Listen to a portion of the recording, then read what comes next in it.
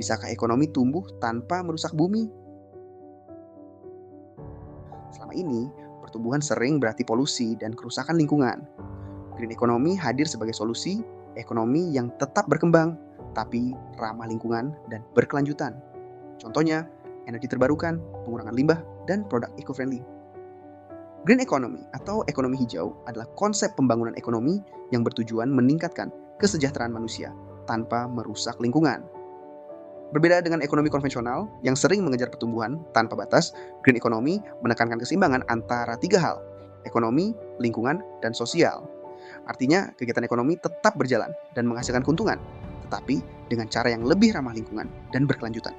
Misalnya, menggunakan energi terbarukan seperti matahari dan angin, mengurangi limbah dan polusi, serta mengelola sumber daya alam secara bijak agar tidak habis. Selain itu, green economy juga memperhatikan keadilan sosial, menciptakan lapangan kerja yang layak, mengurangi kemiskinan, dan memastikan manfaat ekonomi bisa dirasakan oleh semua orang, bukan hanya sebagian kecil pihak.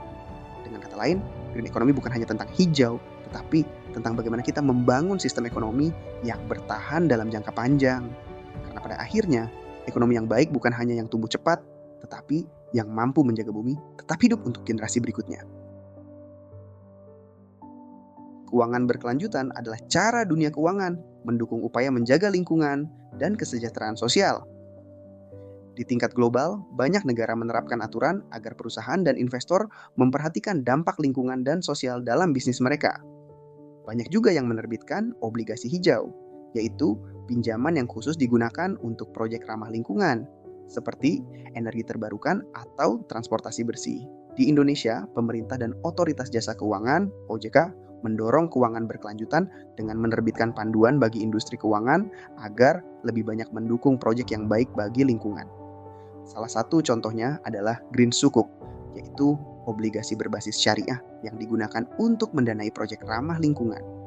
Selain itu, bank mulai lebih aktif memberikan pinjaman ke usaha yang mendukung energi bersih dan pengelolaan limbah. Tren ini semakin berkembang karena dunia semakin sadar akan dampak perubahan iklim dan pentingnya ekonomi yang lebih hijau